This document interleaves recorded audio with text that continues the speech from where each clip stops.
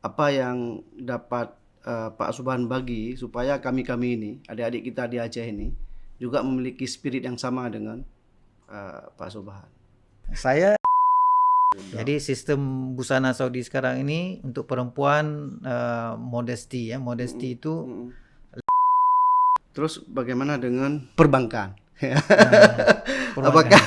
Apakah di Saudi itu menganut single perbankan, single banking, maksudnya bank Islam saja, atau ada bank perbankan yang umum misalnya? Oke, di Saudi semua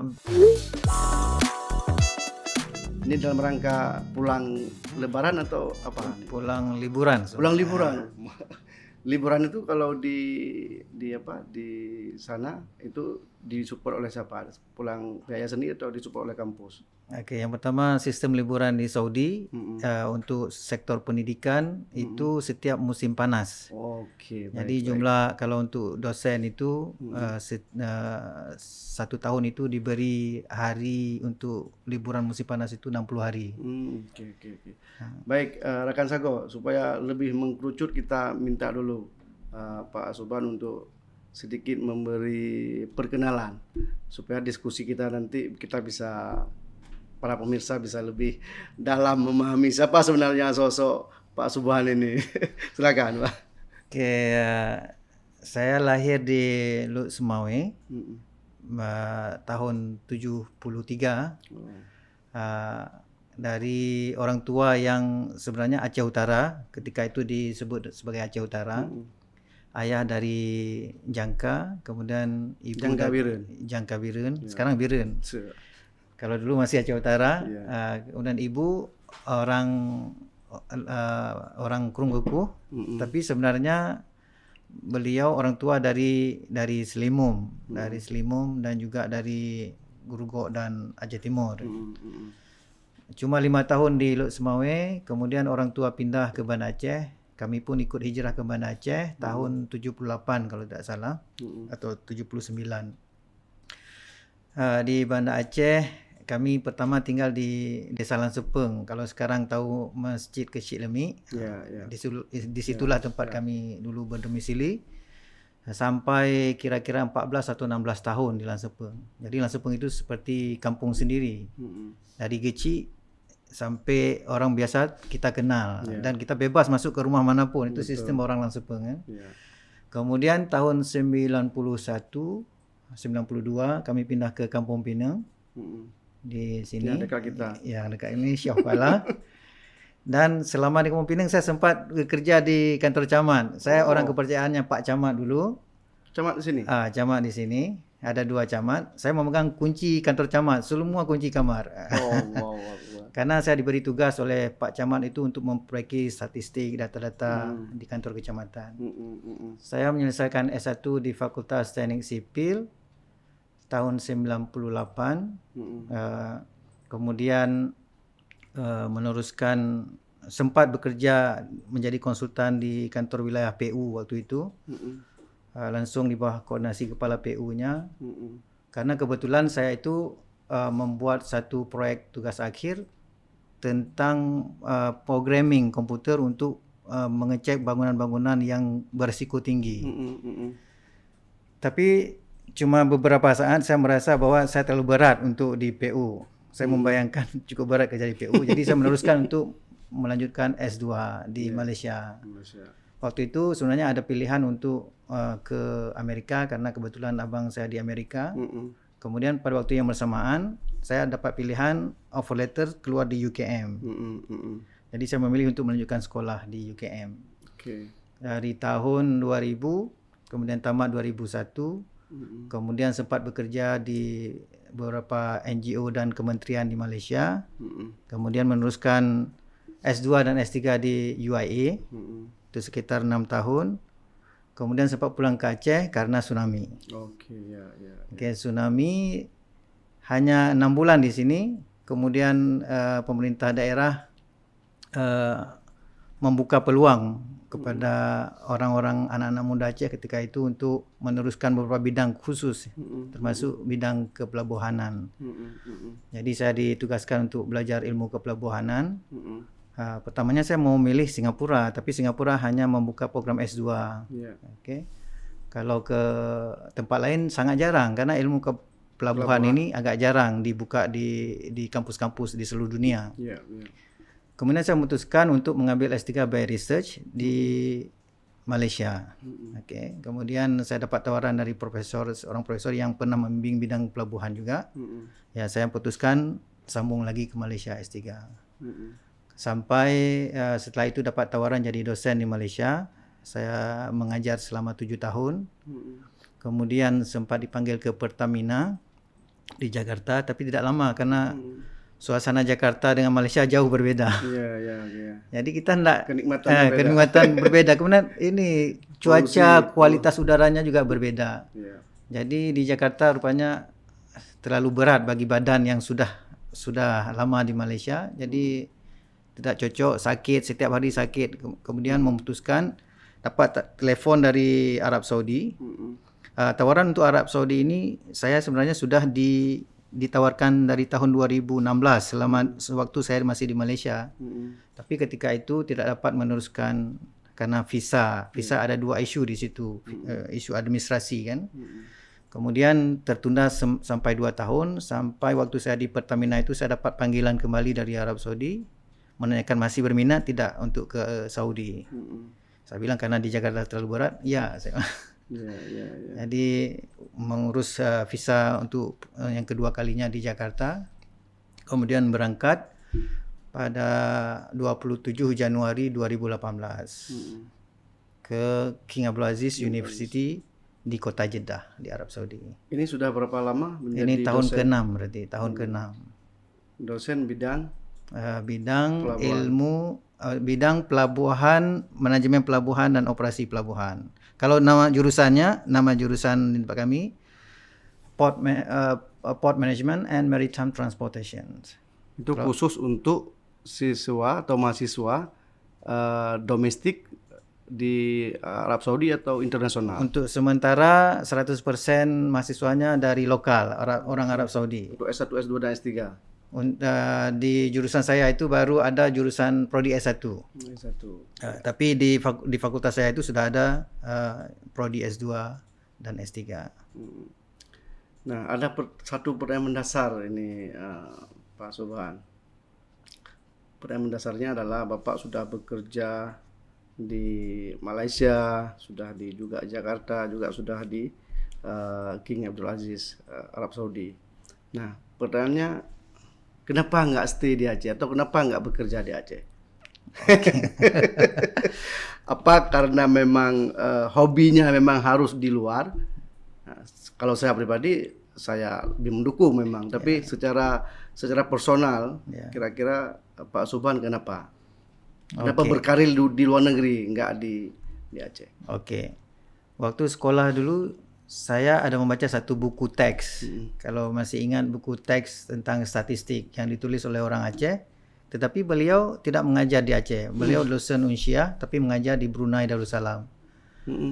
Waktu masih sekolah. Saya mungkin biasanya ingat tapi sekarang udah agak lupa. Tapi dosen Unsyah ataupun dosen IN, saya lupa. Jadi kalau dosen UIN, Prof Henry Tangsi itu, kalau dosen UIN, kalau dosen IN, ya. Lanjut. Pokoknya di Brunei dia. Jadi sebagai anak sekolah kita melihat profesi orang Aceh yang bisa mengajar walaupun di Brunei tidak begitu jauh, tapi terinspirasi kepada kami anak-anak sekolah yang masih sekolah. Alangkah hebatnya beliau itu. Beliau itu bisa mengajar di luar negeri. Betul. Itu satu inspirasi dan itu tertanam dalam hati. Tapi hanya sebatas itu, hanya sebatas ada keinginan untuk menjadi seperti itu, tapi tidak terrealisasi kan. Kemudian berjalannya waktu itu, waktu mengambil beasiswa Pemda, kita punya kewajiban, kita menyadari kita punya kewajiban untuk kembali. Dan saya harus kembali dan saya buktikan saya kembali. Tapi kembali ke mana itu, kalau komisi beasiswa waktu itu belum ada komisi beasiswa, cuma personal sebegitu. Jadi dipimpin oleh Pak Kismullah. Pak Kismullah sendiri pun tidak tidak tahu harus bagaimana karena beliau tidak bertanggung jawab setelah tamat sekolah, ya kan. Jadi sebenarnya Pemda itu belum siap untuk penempatan. Makanya ketika itu sebagai orang yang sudah sekolah, saya kembali ke dunia kampus, kembali ke Unsia. Di Unsia kebetulan waktu itu dipimpin oleh kawan-kawan kita yang kita kenal seusia. Dan saya ditempatkan di pasca sarjana. Sebenarnya saya mau ditempatkan di Fakultas Perikanan, walaupun bidangnya tidak sama, tapi ada mata kuliah yang bisa saya bantu di Fakultas Perikanan Unsia. Kemudian dekan-dekannya pun kita kenal, kemudian rektornya pun sangat kita kenal. Tetapi dia ada proses. Cuman dalam perkembangannya proses itu kita kurang sependapat. Bukan kurang sabar, kurang sependapat dengan sistem proses.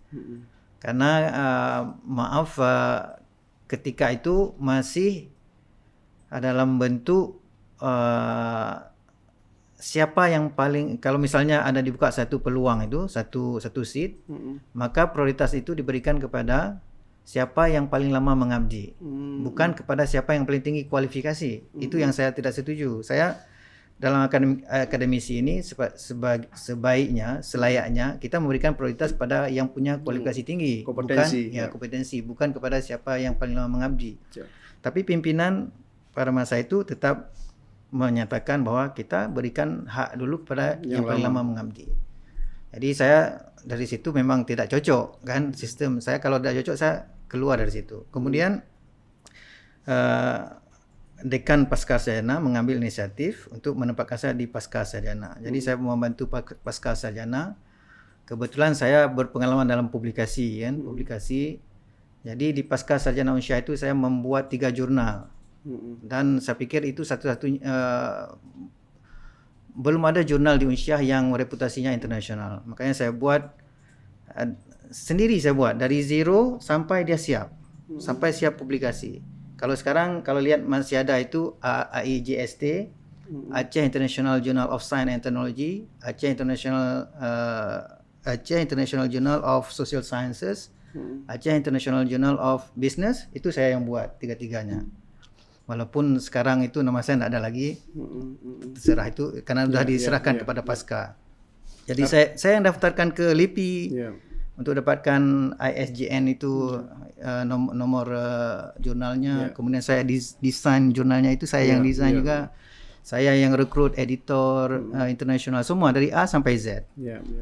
Artinya Pak Subhan pulang ke Aceh setelah studi itu bagian pengabdian saja karena memang tuntutan semacam ada kontrak sosial barangkali dengan KBA dan Komisi Beasiswa Aceh supaya setelah studi pulang ke Aceh untuk mengabdi di Aceh. Walaupun masalahnya nggak ada ruang pengabdian. Walaupun waktu itu belum ada komisi ya, masih terlepas seperti itu. Ya. Jadi sebagai bentuk itu waktu masa Irwandi. Masa Pak Irwandi pertama ya. Jadi saya sebenarnya bisa menceritakan sejarah beasiswa itu. Karena saya terlibat dari zero juga. Ikut terlibat dalam desainnya. Dalam ide beasiswa. Jadi itu sebenarnya dirancang ketika Aceh dipimpin oleh Pak Abdullah Putih.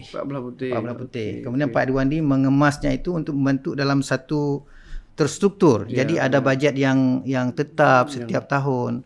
Kalau masa Pak Abdullah Putih itu disebut dengan bantuan pendidikan. Siapa yang sekolah itu dipilih dikasih bantuan sekali. Jadi tidak ada tanggung jawab moral untuk harus kembali dan sebagainya. Pak Irwandi merubah menjadi terstruktur. Jadi itu jasanya Pak Irwandi membentuk komisi dan sebagainya. Jadi ada struktur, ada pemilihan, ada bajet setiap tahun yang di-approve oleh DPRA dan sebagainya. Itu masa Pak Irwandi. Masa Pak Putih inisiasinya. Jadi ketika itu kami di UKM itu senior-senior Aceh di UKM pernah membuat rapat dan saya mengusulkan karena saya terinspirasi dengan rakan-rakan dari Pekanbaru. Pekanbaru begitu juga. Pekanbaru sudah lama mereka berstruktur. Siapa yang sekolah ini ada uangnya silakan pergi dan uangnya itu cukup besar. Jadi kenapa Aceh yang ada uang osusnya ataupun ada kelebihan uang tertentu itu tidak dimanfaatkan untuk beasiswa. Jadi ketika itu kalau mungkin Dr. Muklis masih ingat, Dr. Miza Tabrani pernah jadi dekan. Ekonomi. Beliau adalah orang yang menyempatkan diri ataupun untuk mengambil tanggungjawab itu untuk melapor ke gubernur, karena beliau ada link ke gubernur. Dan beliau berhasil, Masya Allah, beliau berhasil membawa ide itu ke gubernur sendiri, ke Pak Gubernur Belah Putih. Kemudian ketika Pak Belah Putih ada kunjungan ke Kuala Lumpur, kami semua bertemu dengan Bapak Gubernur. Itu di Kuala Lumpur. Jadi waktu itu juga misi gubernur adalah membuat satu penerbangan Aceh. Jadi sebelum Selawah Air itu, sebenarnya Selawah Air itu dia akan digandingkan dengan AirAsia. Waktu itu AirAsia itu masih kargo, bukan pesawat penumpang, pesawat kargo. Dia kecil aja di Shah Alam itu. Tetapi qadarullah tidak jadi. Tidak jadi dengan AirAsia. AirAsia dibeli oleh Tony Fernandez, kemudian berkembang sendiri. Sedangkan Aceh jalan sendiri dengan Selawah Air. Itu topik menarik juga itu. Tapi Pak Subhan, dari pengalaman, artinya sempat juga di Aceh walaupun nggak lama pengabdiannya, kemudian lama aktif mengajarnya di kampus baik di Malaysia dan saat ini di King Abdul Aziz Saudi Arabia. Apa yang dapat Pak Subhan bagi supaya kami ini, adik-adik kita di Aceh ini juga memiliki spirit yang sama dengan Pak Subhan? Spirit untuk dapat, ya jangan kami dengan juga lama-lama di Aceh, kami harus keluar juga. Saya teringat ada satu pepatah ataupun kata-kata pujangga lah dalam bahasa Indonesia. Saya tidak ingat siapa, mungkin Imam Syafi'i atau Imam Al-Ghazali yang mengatakan kalau kita tidak keluar, dia ibarat begini, ibarat kayu jati ataupun kayu jatuh ataupun kayu meranti. Apabila kayu itu masih di hutan, dia sama seperti kayu-kayu yang lain.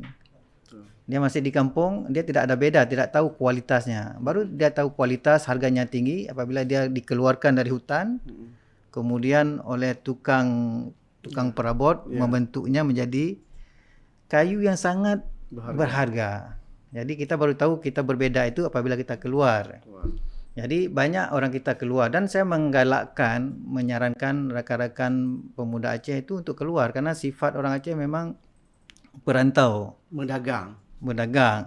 Walaupun sifat itu bukan berdagang tapi mendagang, beda.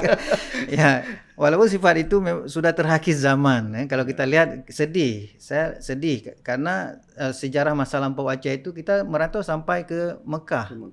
Tapi sekarang berapa orang Aceh di Mekah? Hanya dalam hitungan jari. Jejaknya masih ada. Jejaknya masih ada. Tapi orang-orangnya masih dikenal, orangnya tidak ada lagi. Yang memiliki kontribusi. Kalau kita ajak misalnya pemuda Aceh untuk hijrah ke Arab Saudi, terlalu jauh. Makanya orang Aceh paling cenderung untuk hijrah itu ke Kuala Lumpur. Jadi memang saya mengajak, yang pertama kita menciptakan kompetensi lebih sehat di Aceh. Jadi di Aceh orang yang mampu untuk dapatkan pekerjaan di luar Aceh, ke Jakarta ataupun ke luar negeri, maka digalakkan orang tersebut untuk ke luar negeri atau ke luar daerah. Karena di daerah sendiri itu ada peluang orang lain untuk bekerja. Jadi kalau semua orang Aceh tinggal di sini, pasti akan merebut, dan orang pandai kalau tidak dapat pekerjaan, dia akan menyalurkannya dengan cara yang tidak tepat nanti, dan bisa berbahaya kan. Jadi orang-orang yang mampu keluar ini biarlah mereka keluar. Karena pada dasarnya mereka akan kembali dan mereka akan mengajak ataupun memberi informasi kepada yang lain juga untuk berkompetisi di luar. Pengalaman Bapak di alma mater baru sekarang di King Abdul Aziz University, apa yang menjadi semacam kelebihan supaya Bapak bisa eksis di sana? Apa yang dapat Bapak bagi? Karena kita ini orang Aceh, supaya anak-anak Aceh juga dapat keluar juga, atau bila perlu harus diajak ke King Abdul Aziz University juga. Kelebihan yang paling ketara kalau kita lihat, King Abdul Aziz ini dari segi ranking dia jauh di atas ranking kampus di Indonesia. Dia hampir 100 besar dunia. Dia kalau di Timur Tengah itu yang terbaik. Tetapi ada motivasi lain, motivasi agama misalnya. Jadi King Abdul Aziz ini adalah kampus di dalam Arab Saudi. Jadi saya terpikir antara tujuan saya ke Arab Saudi ini, kalau kita harus berhaji, kita daftar sekarang, maka kita akan tunggu 30 tahun. Masa tunggu untuk dapat pergi haji. Jadi kalau ada peluang di Arab Saudi, ambil aja. Karena di Arab Saudi itu ketika kita udah jadi penduduk Arab Saudi, mereka bukan sistem visa ya, bukan sistem visa, tapi sistem residen. Jadi dikasih kita KTP langsung. Jadi sama seperti warga negara, tapi kita bukan warga negara. Dan kita langsung tahun pertama ada hak pergi haji. Gitu ya. Nah, jadi terus kalau ada uang, memang harus prosesnya nanti ini agak rumit, panjang juga. Tapi kita tidak perlu menunggu. Tahun pertama kita di Saudi, tahun itu ke musim haji kita bisa daftar. Itu kelebihannya. Kemudian kalau untuk umrah, ya tinggal seperti pergi ke Jenim aja, Pak. Oh, Mak. Ya. Jadi jumlah umrahnya nggak bisa kita hitung, ya, Pak. Unlimited. Seperti saya pulang ke kampung aja. Ya. gitu ya. Nah, di sana apakah ada kolega lain, misalnya sesama dosen yang asal Aceh atau Indonesia misalnya? Oke, di Saudi sekarang jumlah dosen asal Aceh ada 4 orang. Ada 4 orang. 1 orang wanita. Lulusan dari mana rata-rata mereka? Oke, yang pertama lulusan S3 dari Spanyol. Dari Spanyol. Yang kedua S3-nya dari Universiti Malaya Malaysia, Kuala Lumpur. Kemudian yang ketiga yang perempuan itu lulusan Australia. Dan dengan apa? 4 berarti. 4 orang. Dan orang Aceh. Orang Aceh. Jadi orang masuk yang keren itu ada orang perempuan. Yang perempuan ini kan agak susah mendapatkan tempat di Arab Saudi kan. Tapi atau, ada orang Aceh yang dapat. Atau mungkin karena memiliki spesialisasi ilmu yang berbeda. Tidak juga. Beliau ilmunya arsitektur, perencanaan kota dan arsitektur itu. Cuman yang saya juga agak nih karena begini, Arab Saudi ini sistem rekrutmen dia sangat unik. Sangat unik. Gimana, Pak? Kadang-kadang dia melihat tempat kita studi dulu. Lulusan mana. Kadang-kadang dia melihat skill, kadang-kadang dia melihat background. Dia tidak tentu. Tidak ada keseragaman. Kayak seperti yang 2 orang yang ini, saya di bidang pelabuhan, 2 orang lagi itu di bidang teknik kimia, 1 orang di bidang arsitektur. Kalau kita lihat bidangnya itu sama lebih kurang, bidang-bidang umum kan. Walaupun bidang pelabuhan yang agak jarang, tapi bidang teknik kimia ataupun arsitektur itu agak umum. Dan kenapa mereka dapat? Saya cenderung ke mungkin qadarullah ya, qadar takdir ya. Karena kenapa? Ada orang yang lebih baik dari kita ini. Betul. Sudah apply 50 kali, 100 kali tidak pernah dapat.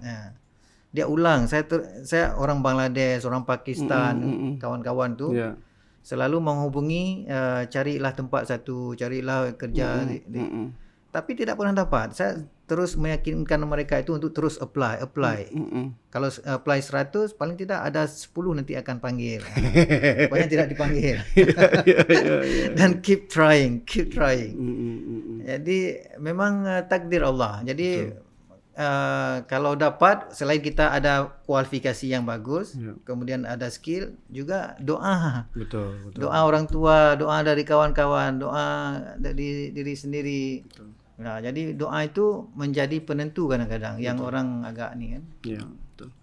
Kalau di King Abdul Aziz dominan mahasiswa itu meminati jurusan apa? Secara umum.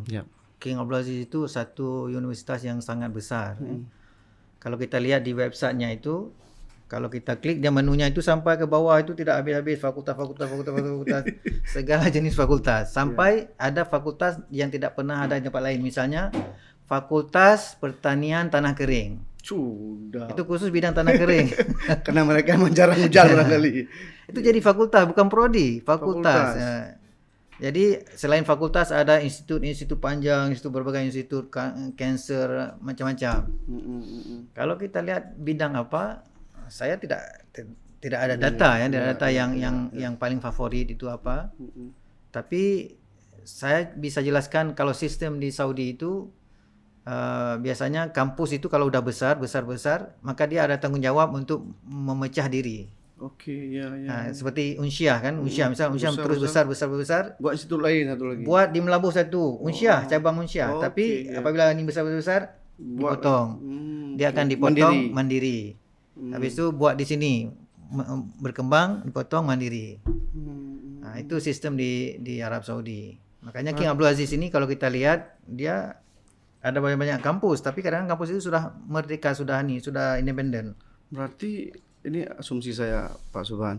Sepertinya Arab Saudi itu serius untuk generasinya itu belajar dalam konteks pengetahuan umum atau pengetahuan modern. Iya. Enggak konsentrasi di pengetahuan fikih misalnya, keagamaan, aliran segala macam. Gimana, Pak? Iya, tren atau kecenderungan itu saya nampak ketika Arab Saudi itu dipimpin oleh Raja Abdullah. Pada masa Raja Abdullah itu memang sektor pendidikan itu maju pesat. Jadi beliau itu sangat concern dengan pendidikan, kemudian juga concern dengan pembangunan dua masjid suci kan. Jadi pelebaran masjid juga besar, kemudian sektor pendidikan yang sangat nampak. Itu memang maju pesat ketika Raja Abdullah memimpin. Sekarang Raja Salman ini tidak sama visinya dengan Raja Abdullah. Mungkin beliau ada visi lain, memajukan Saudi ini lebih ke modernnya. Dari negara yang dianggap sangat konvensional ataupun tradisional menjadi negara yang ramah pelancong datang, turismenya maju.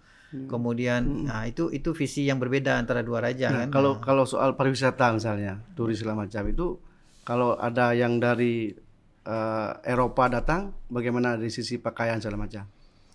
Kalau sisi pakaian, maksudnya orang Eropa itu tidak akan berani untuk pakai seperti pakaian di negara. Tetapi sekarang ini peraturannya oleh pemerintah Saudi, perempuan itu sudah tidak boleh ditangkap kalau dia tidak pakai niqab ataupun bahkan iklan-iklan itu sudah tidak harus memakai jilbab. Jadi sistem busana Saudi sekarang ini untuk perempuan modesty itu leher ke bawah itu tertutup, atas itu urusan masing-masing. Kemudian di kampus misalnya, apakah ada mahasiswa yang non muslim? Di kampus.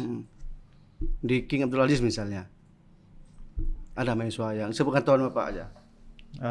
Saya kurang tahu, tapi sepertinya ada. Kalau dosennya? Kalau dosennya jelas ada yang ada.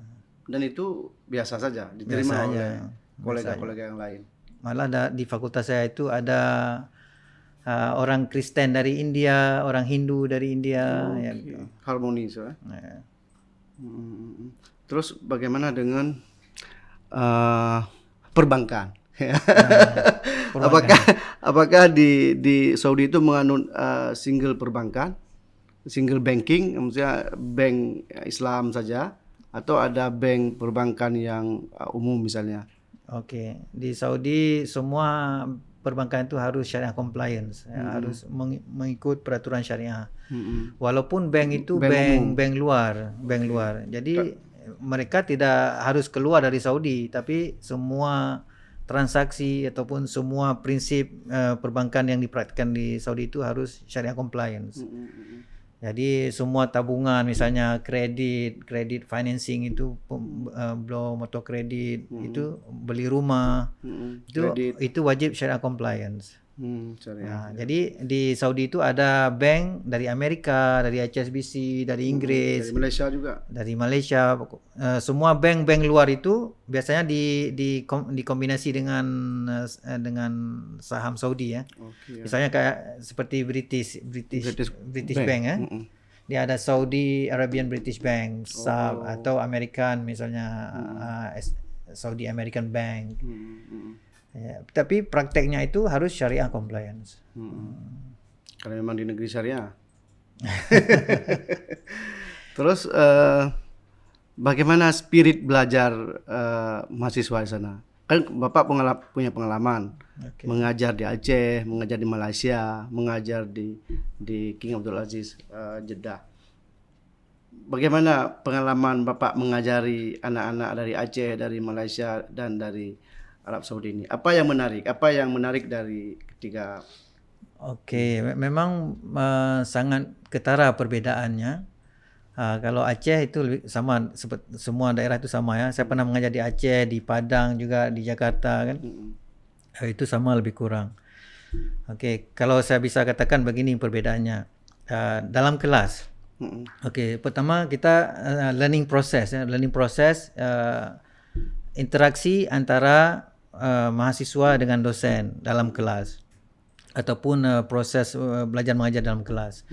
Kalau Indonesia itu bukan terlalu ya, bagus sebenarnya, kreatif, aktif, bertanya kan, misalnya ada pertanyaan, itu karena waktu saya mengajar di Malaysia itu kelasnya itu terdiri dari semua negara juga, jadi kalau ada pertanyaan itu sudah pasti mahasiswa Indonesia akan tunjuk tangan. Aktif. Dan di sini juga aktif. Dan itu budaya yang bagus kalau dari sisi pembelajaran. Kalau mahasiswa Malaysia, orang Malaysia, orang lokal Malaysia, itu mereka mau bertanya tapi menahan pertanyaan. Tidak akan bertanya dalam kelas. Kalau dipaksa itu baru nanti satu orang akan bertanya. Nah, kalau Malaysia itu budaya bertanyanya setelah kelas. Setelah kelas itu baru datang bertanya bagaimana maksudnya ini. Itu Malaysia. Tapi kalau di Saudi, kalau kita ada pertanyaan perfect, semua okey, semua dapat dipahami. Tapi waktu ujian syok. Ya lahi betul kamu ini. Kayak gimana? Jadi itu kelemahan. Arab Saudi itu orangnya pintar-pintar, dikenal sebagai memorinya kuat kan. Cuman mereka ada satu sistem ataupun culture budaya yang mungkin terbawa dari perubahan zaman. Seperti kita tahu bahwa Arab Saudi itu mahasiswa di tempat saya terutama yang negeri, itu setiap mahasiswa itu pasti dikasih beasiswa. Gratis SPP, dikasih uang jajan, dikasih uang buku, semua dikasih. Jadi saya nampak mahasiswa Arab Saudi ini tidak semuanya ada motivasi belajar, ada motif untuk belajar. Kadang-kadang dipaksa oleh orang tuanya, kadang-kadang karena ada kesempatan dapat uang. Jadi sebenarnya sangat jauh dari suasana yang ideal di Arab Saudi untuk learning process.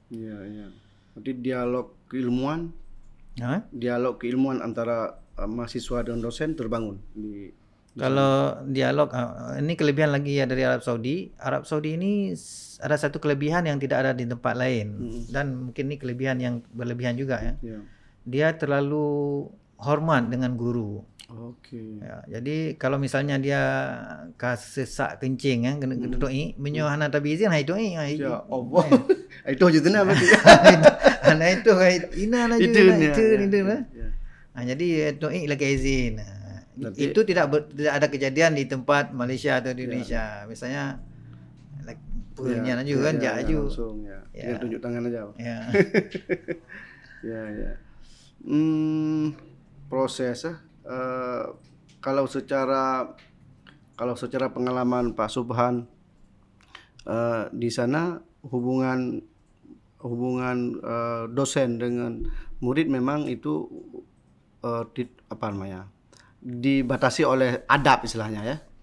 Dikuatkan oleh adab sopan santun itu. Dan mereka sangat respect, sangat hormat dan menegur, say hello di luar kelas itu. Di kampus jurusan bahasa pengantarnya apa? Bahasa Inggris. Kalau untuk ilmu umum di tempat saya itu 100% bahasa Inggris. Bahasa Arab? Kalau di fakultas yang mengajarkan bidang-bidang agama, itu bahasa Arab. Itu bahasa Arab. Ataupun bidang-bidang sosial, itu bahasa Arab. Apalagi yang yang program S1. Ya. Baik Pak Subhan, ini kembali ke spesialisasi keilmuan Pak Subhan soal pelabuhan. Apa yang membedakan pengetahuan atau apa istilahnya praktek ya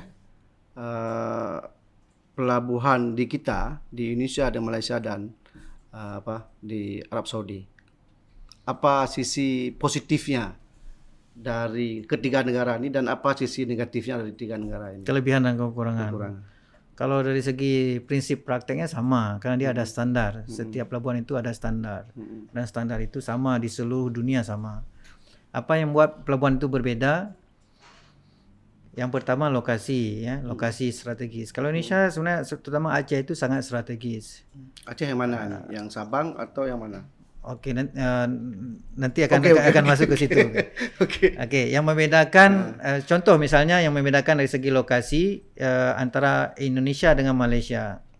Jadi dalam sistem peta maritim dunia itu Selat Malaka itu adalah selat yang paling sibuk yang dilalui oleh kapal komersial kan.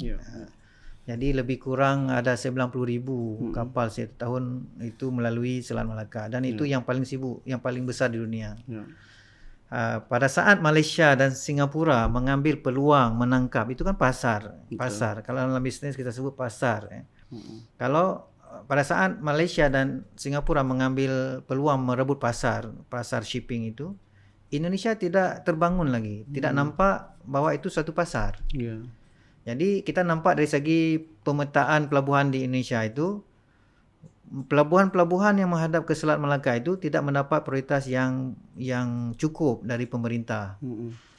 Mereka lebih sistem pengembangannya itu kalau Indonesia itu lebih ke fungsi, bukan bisnisnya.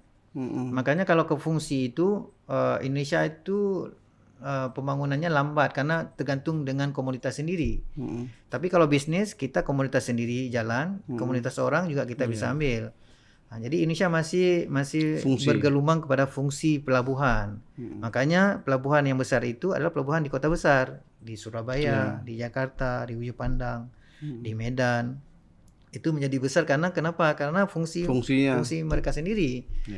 Tetapi kalau kita lihat sejarah misalnya kembali ke sistem British ya, penjajahan dulu, Pulau Pinang adalah pelabuhan pertama di wilayah itu yang diurus oleh orang barat, pelabuhan Pulau Pinang.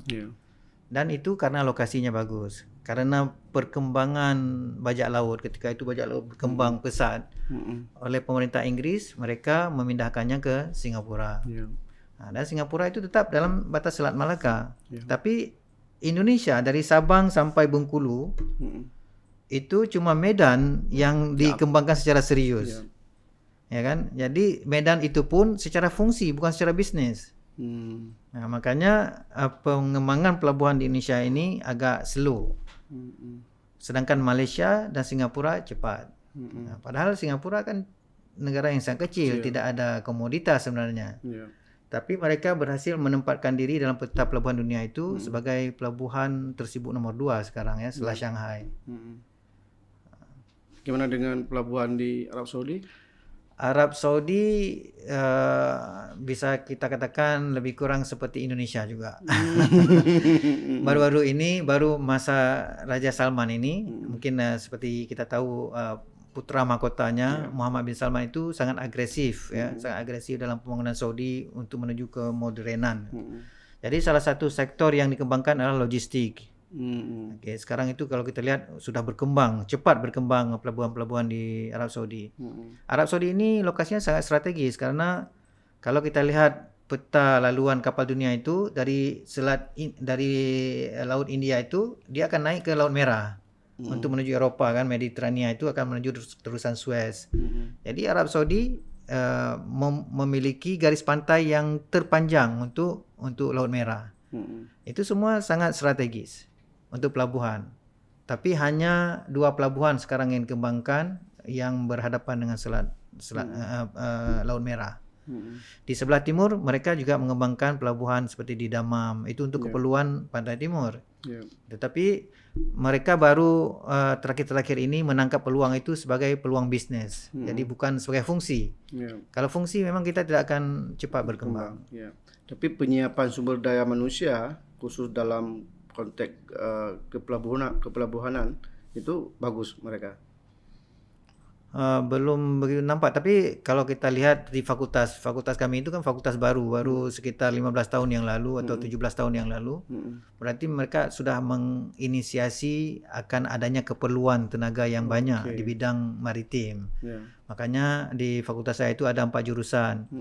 Ada teknik perkapalan, ada jurusan navigasi, ada jurusan hidrografi, dan ada jurusan pelabuhan. Jadi ini menandakan bahwa mereka sudah nampak sudah nampak bahwa keperluan di masa depan itu sangat besar. Jadi mereka perlu orang, mereka perlu siapkan tenaga secara akademik, secara pendidikan, dan mereka akan mampu untuk berkembang di masa yang akan datang. Khusus untuk Aceh, Pak Subhan, kira-kira apa tawaran Bapak dalam konteks bagaimana memajukan kawasan-kawasan yang dekat laut ini, atau pelabuhan, atau dalam konteks tata kelola pelabuhan, atau bagaimana tawaran yang gagasan Bapak yang kira-kira masih belum tersampaikan sebelumnya, atau ada artikel atau paper apa yang Bapak memberi masukan untuk Aceh misalnya? Saya pernah memberi satu artikel untuk Dinas Perhubungan dan mereka menguploadnya di website mereka. Dan artikel itu menjadi rujukan banyak orang. Saya lihat sudah diambil oleh banyak institusi tentang sejarah pengembangan pelabuhan Aceh. Saya melihat kita bisa lihat kembali ke sejarah Aceh. Kalau kita lihat sejarah Aceh pada masa kerajaan Aceh Darussalam di Banda Aceh ini, Aceh sudah berhasil menjadi pelabuhan hub. Kalau kita lihat barang itu, kalau kita baca buku sejarah, sebenarnya yang kargo ataupun barang-barang yang keluar dari pelabuhan Aceh itu bukan semua produksi Aceh. Tapi dibawa dari Bengkulu, ada yang dibawa dari Maluku. Kemudian Aceh menjadi hub. Hub itu artinya tempat berkumpulnya pemersatu, kemudian dari situ keluar ke tempat-tempat lain. Jadi konsep itu masih aplikatif sampai ke hari ini. Jadi Aceh itu cuma sekarang kalau dikembangkan pelabuhan di Aceh tetap yang diluahkan oleh para praktisi tidak cukup kargo. Menghayum dalam yang gebur. Ya, kapal datang kemudian keluarnya kosong. Itu dalam ilmu logistik dia ada satu sistem konsolidasi kan, ada konsolidasi.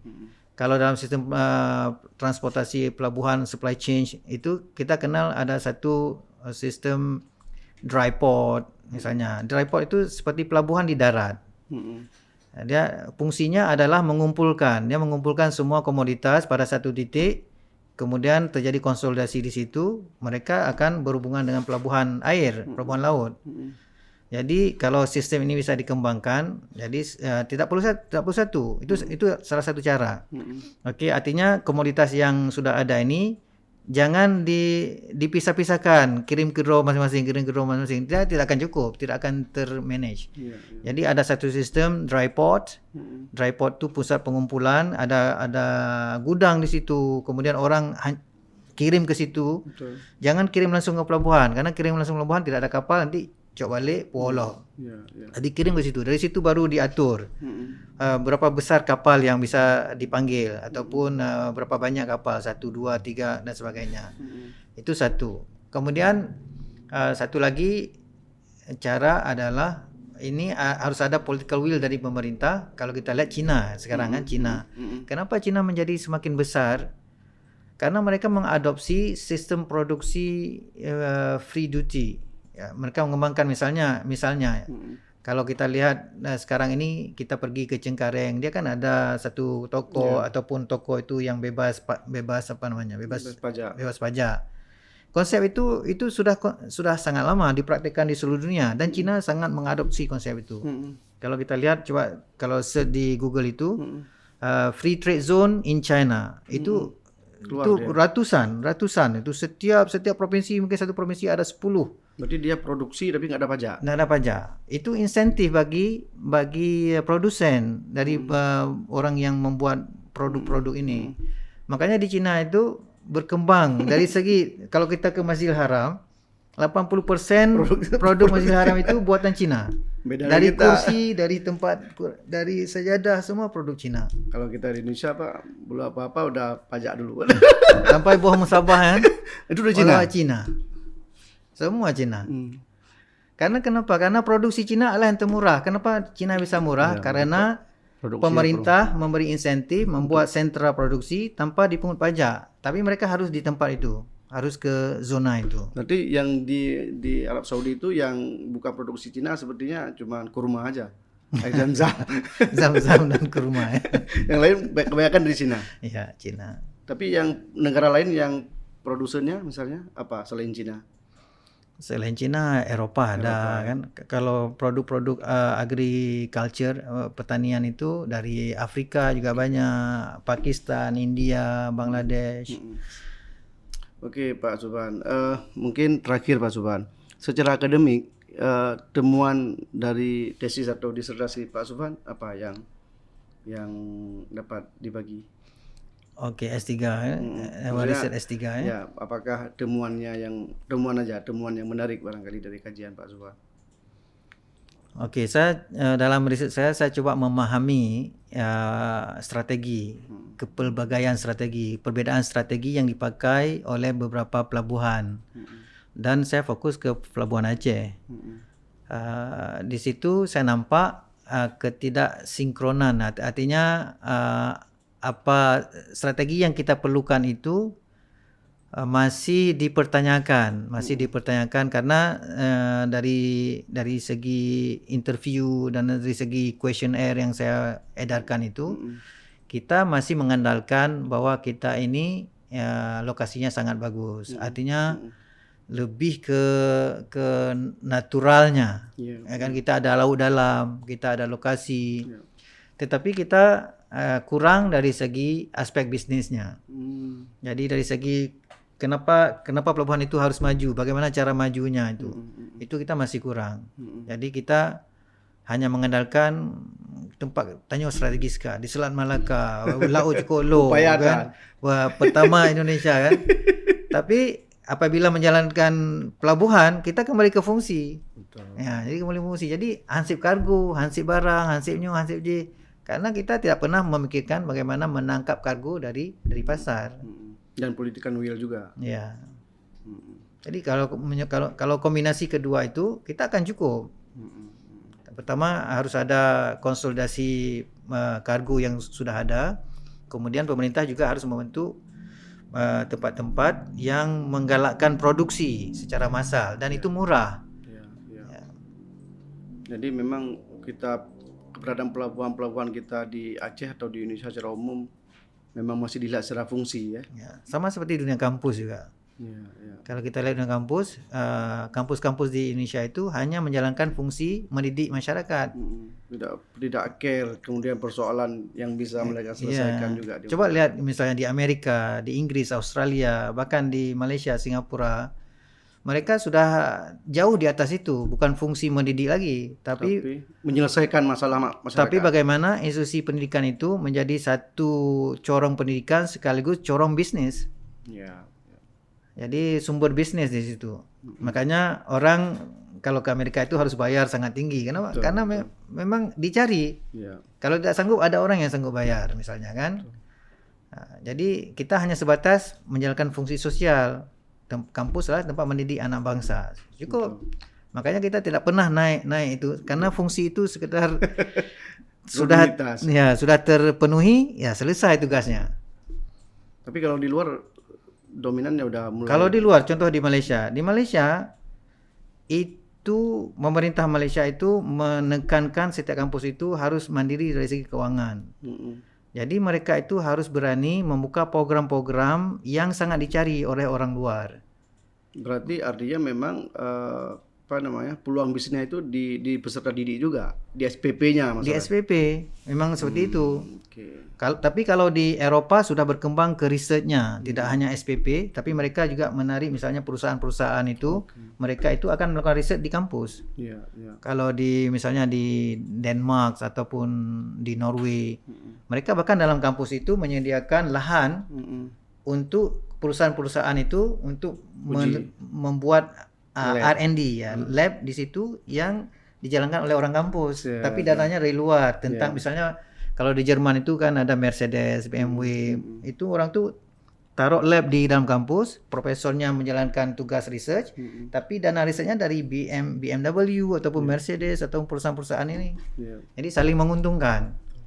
Kan kalau kita di sini enggak kan agak susah ke arah itu kan, masih jauh mungkin ya. Insyaallah pelan-pelan. Pelan-pelan. Baik Pak Subhan, mungkin terakhir Pak Subhan, apa yang dapat dibagi ke kami, motivasi apa yang dapat dibagi terhadap kami sini? Ini ada 2, 4, 6, 7 orang minimal di sinilah untuk dibagi supaya kami juga generasi kita juga harus dapat dan harus banyak yang di luar juga, biar boboh ciding aja yang dengan di Aceh, yang padenya harus keluar. Apa kira-kira motivasinya? Kita harus selalu ingat bahwa Aceh itu pernah maju dalam peta dunia. Aceh itu pernah sangat berpengaruh kan. Malah Turki Utsmani itu menjadi satu pimpinan dunia dulu yang menganggap Aceh ini adalah asistennya. Jadi kita bisa bilang orang ataupun kerajaan nomor 2 yang menempel ke Turki Utsmani. Jadi dari segi sejarah kita sudah pernah unggul. Jadi tidak mustahil orang Aceh bisa unggul di masa akan datang.